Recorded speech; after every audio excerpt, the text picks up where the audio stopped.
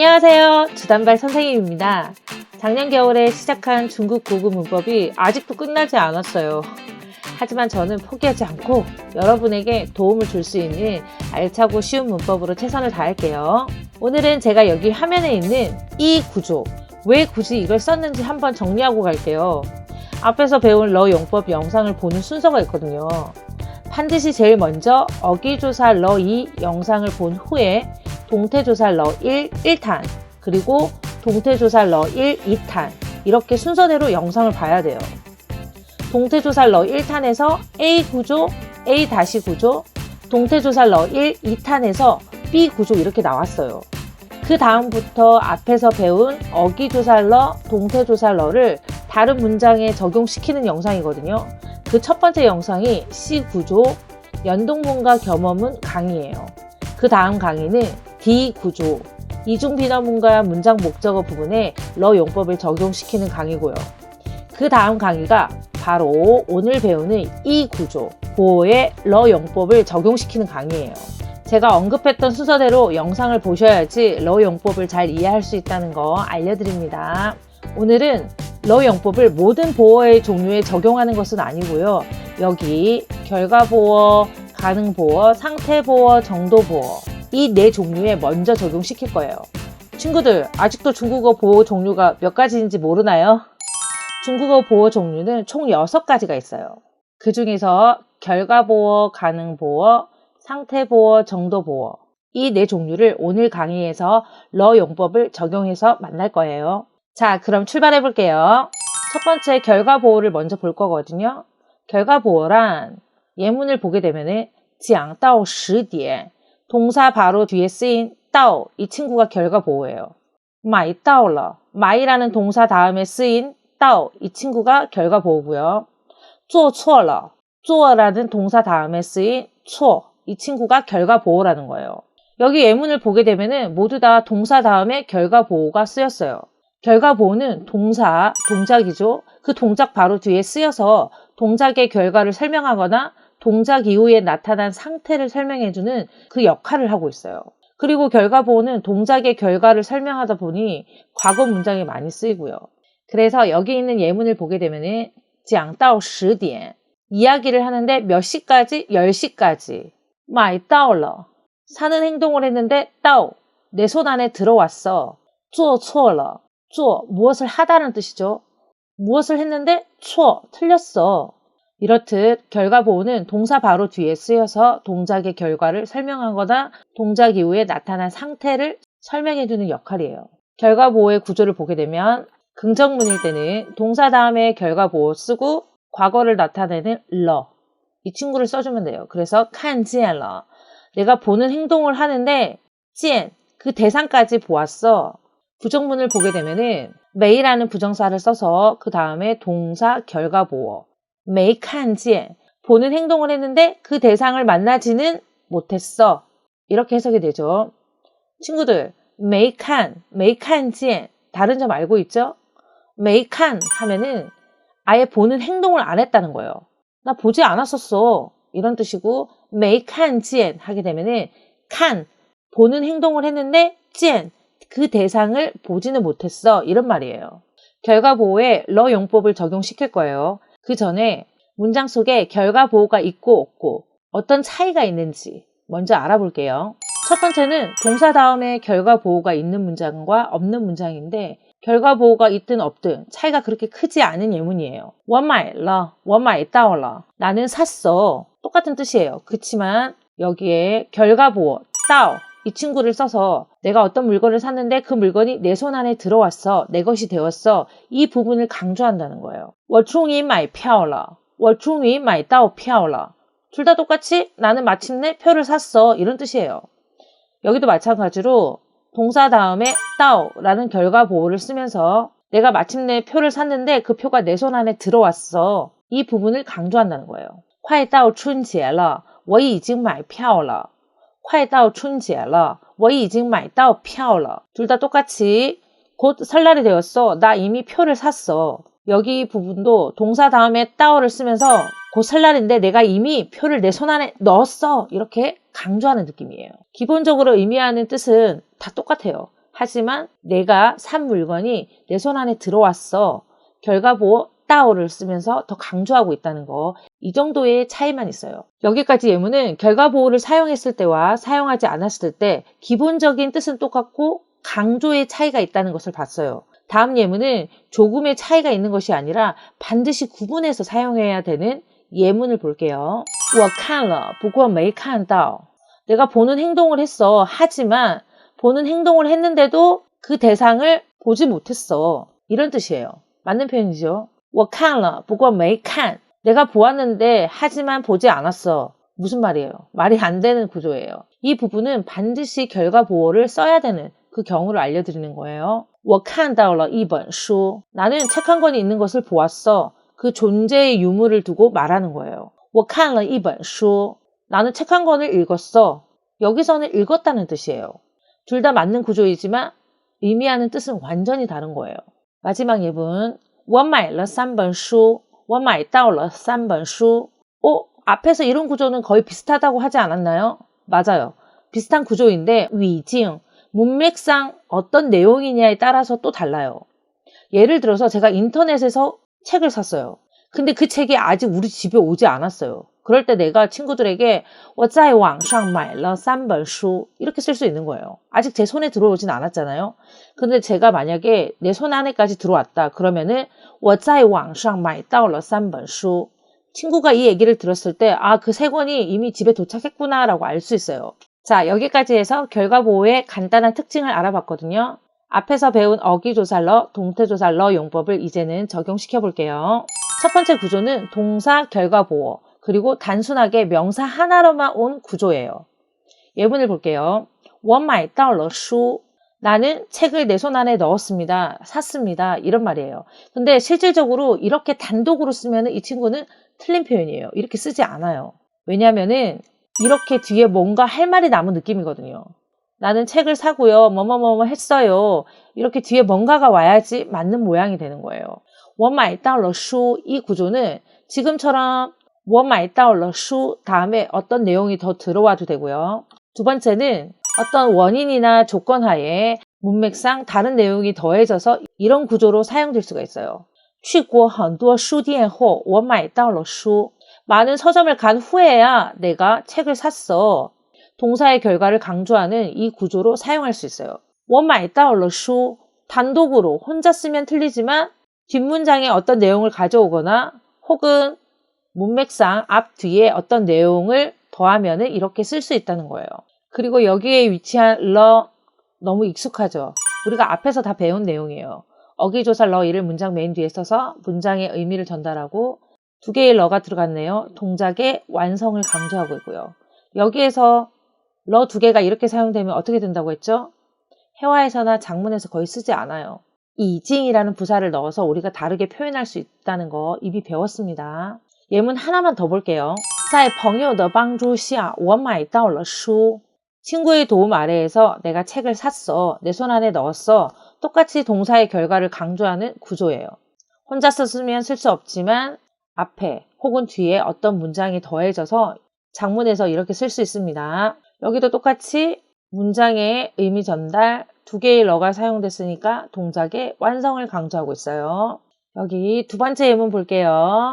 두 번째 예문은 어기조사 러이가 맨 뒤에 사용된 문장이에요. 무조건 맞겠죠? 강조 없이 의미만 전달하고 있는 문장이고요. 여기 세 번째 예문은 두 개의 러가 사용됐네요. 그렇게 해서 동작의 완성을 강조하고 있어요. 앞에서 얘기했죠. 이 구조는 회화에서나 장문에서나 우리가 쓰지 않는다. 그렇죠? 그러면 어떻게 쓴다? 이징이라는 부사를 넣어서 이 구조로 쓰게 되면 회화에서만 사용하게 되고 여기에 러가 위치하게 되면은 이렇게 단독으로 쓸 수 있지만 이 느낌이 더 강한 구조라고 했어요. 이렇게 해서 서면체에 많이 쓰인다고 했습니다. 세 번째, 문장 맨 뒤에 어기조사 러를 썼네요. 이 구조는 회화에서나 서면체 다 많이 쓴다고 그랬어요. 그래서 여러분들이 책에서도 많이 볼 수 있는 구조예요. 지금 배운 내용을 예문 하나를 더 보면서 제가 정리해 볼게요.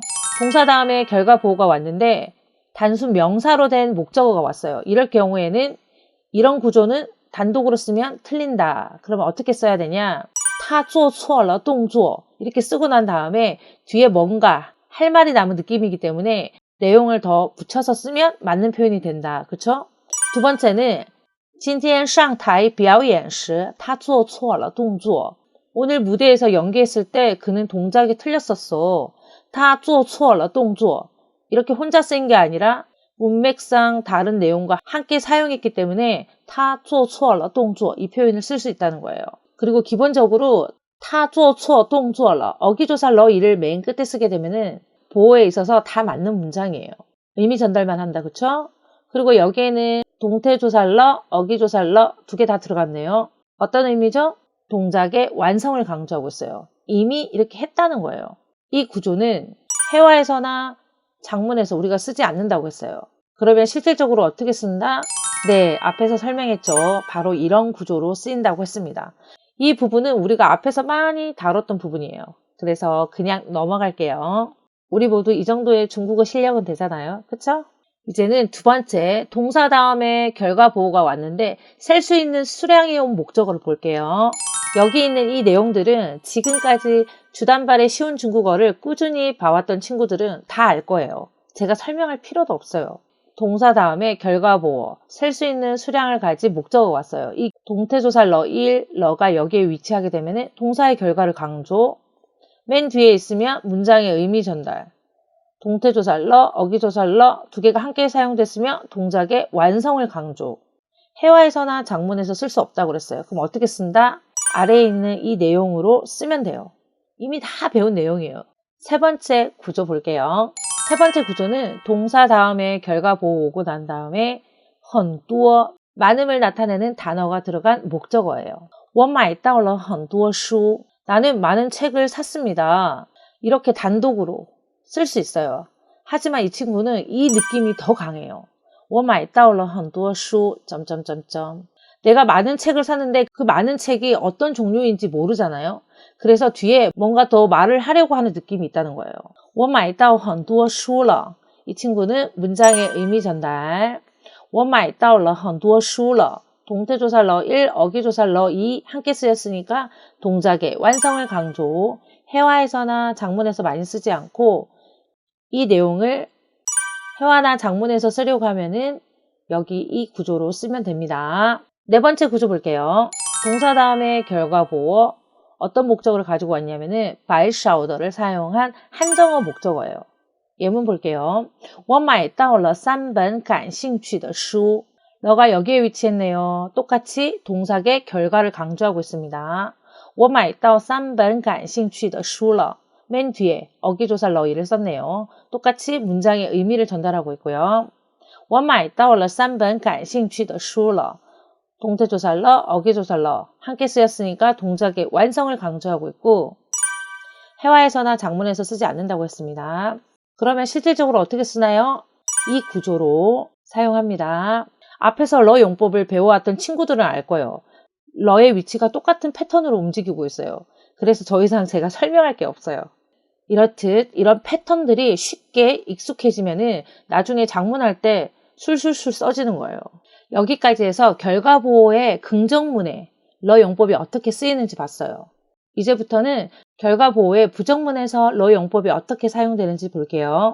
没看见 내가 보는 행동을 하는데 그 대상을 만나지는 못했어. 没吃完 내가 먹고 있는데 完 다 먹지는 못했어.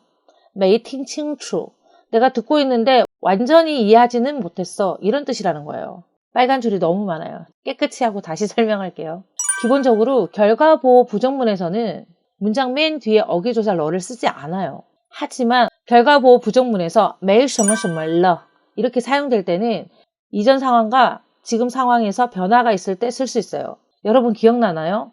어기조사 러2 강의에서 不吃,不吃了 이 차이점을 배웠어요. 不吃, 안 먹어 이런 뜻이죠. 不吃了 원래 먹으려고 했는데 지금 안 먹을래. 내 마음이 변했어요. 내 상황이 변했다는 거예요. 没什么什么了 이 친구도 이전 상황과 지금 상황이 변했을 때 사용할 수 있다는 말이에요. 예를 들어서 没吃, 안 먹었어 이런 말이죠. 근데 没吃了 어떤 경우에 쓸 수 있냐면은 我很长时间没吃火锅了나 오랜 시간 동안 후어고 샤브샤브를 먹지 못했어. 이전에는 자주 먹었는데 지금은 자주 못 먹었어. 이렇게 매일 셔머셔멀러 이런 구조로 쓸 수 있다는 거예요. 결과 보호가 들어간 부정문에서도 매일 셔머셔멀러 이 구조로 이전과 지금 상황이 달라졌을 때, 변했을 때 사용할 수 있다는 거예요. 예문을 볼게요. 没看见了 이전과 달라졌을 때 이렇게 쓸 수 있어요. 이 표현은 我很长时间没看见他了. 나 오랫동안 그녀를 만나지 못했어. 이전에는 자주 만났는데 지금은 자주 볼 수 없다는 거예요. 상황이 변했기 때문에 이 표현은 맞는 표현이에요. 我很长时间没学到生词了. 나는 오랫동안 새 단어를 공부하지 못했어. 이전에는 자주 공부했는데 지금은 자주 공부 못했다는 뜻이에요. 이전과 지금의 상황이 달라졌기 때문에 이렇게 표현해서 쓸 수 있다는 거예요.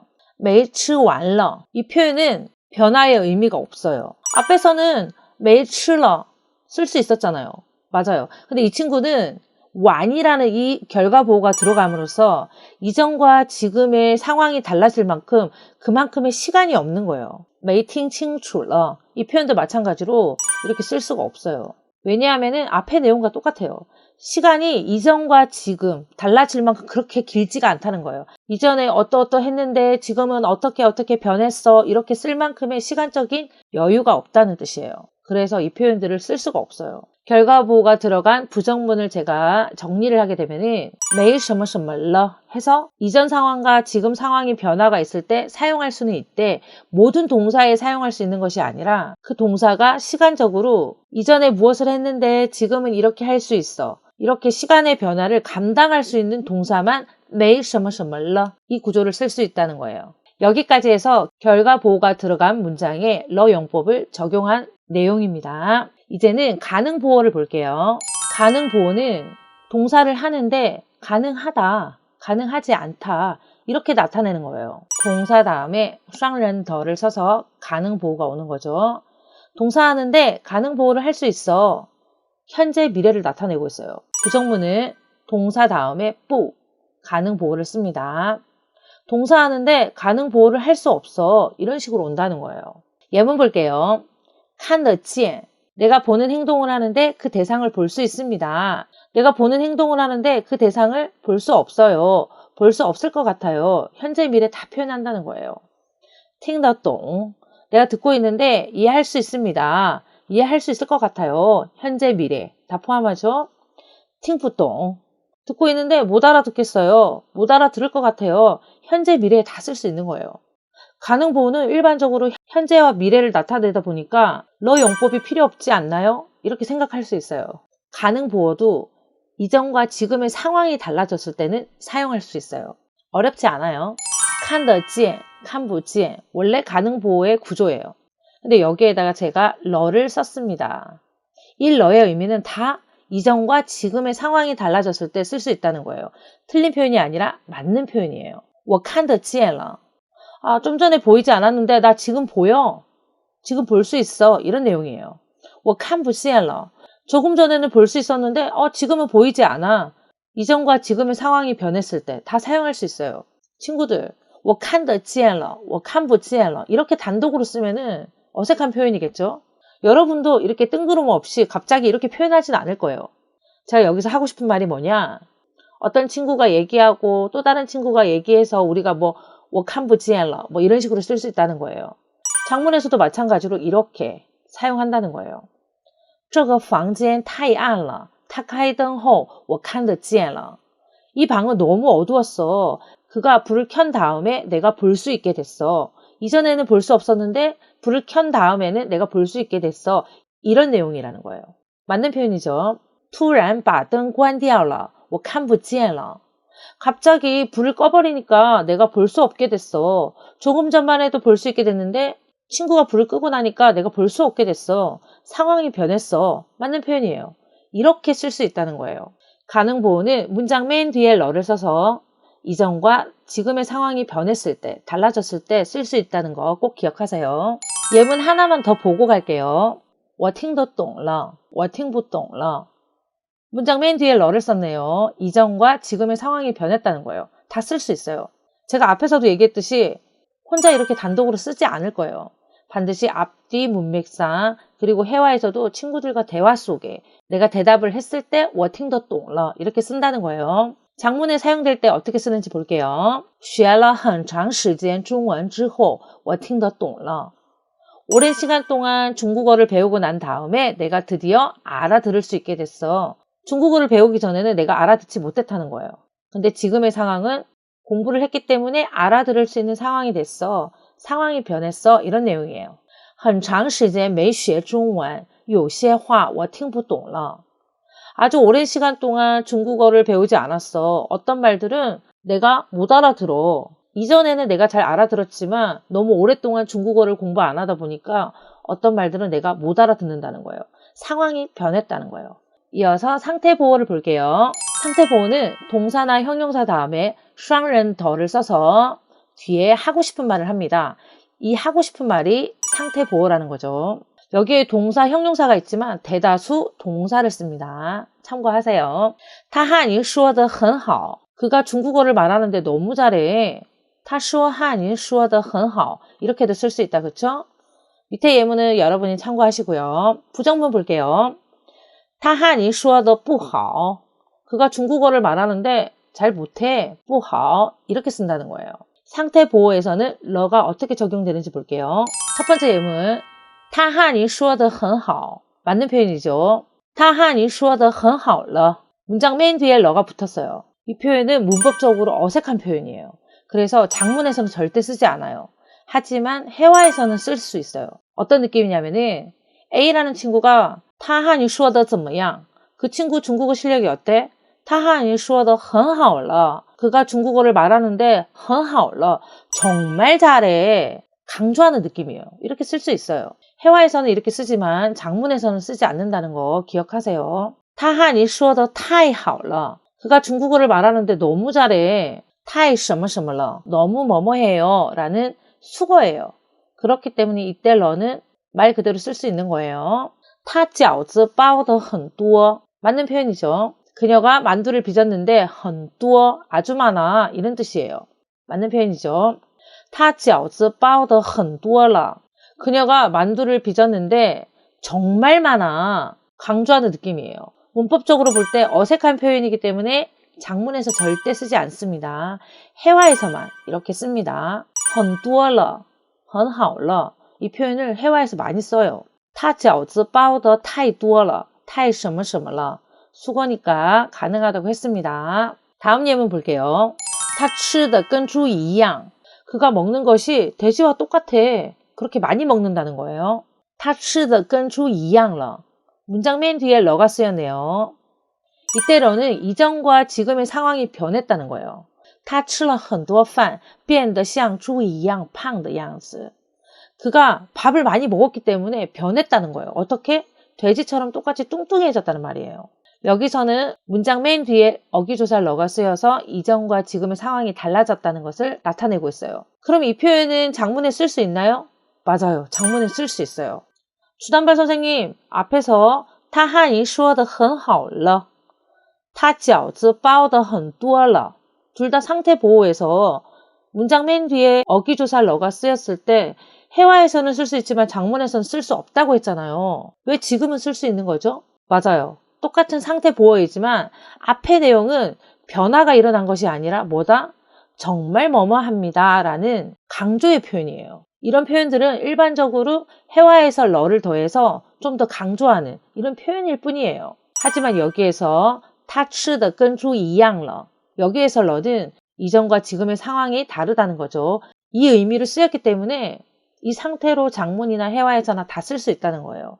그래서 여러분들이 상태 보호에서 문장 맨 뒤에 러를 사용할 경우 일반적으로 변화가 있을 때 많이 쓴다는 거 참고하세요. 상태 보호에서 부정의 의미를 담고 있는 문장을 볼게요. 他汉语说得不好. 맞는 표현이죠. 他汉语说得不好了. 문장 맨 뒤에 러가 붙었어요. 제가 뭐라고 그랬죠? 일반적으로 문장 맨 뒤에 러가 붙게 되면 변화가 있을 때 쓸 수 있다고 했어요. 他之前汉语说得很好.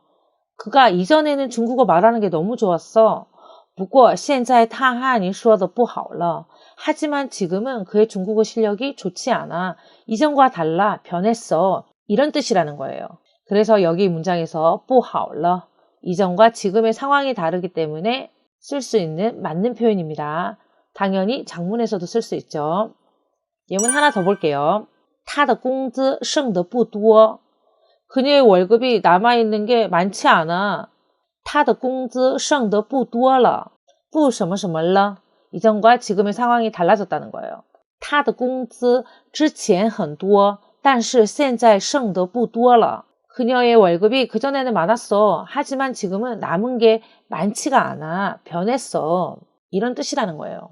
상태 보호가 들어간 문장에서는 문장 맨 뒤에 러를 쓰게 되면 대다수 변화가 있을 때 쓸 수 있다는 겁니다.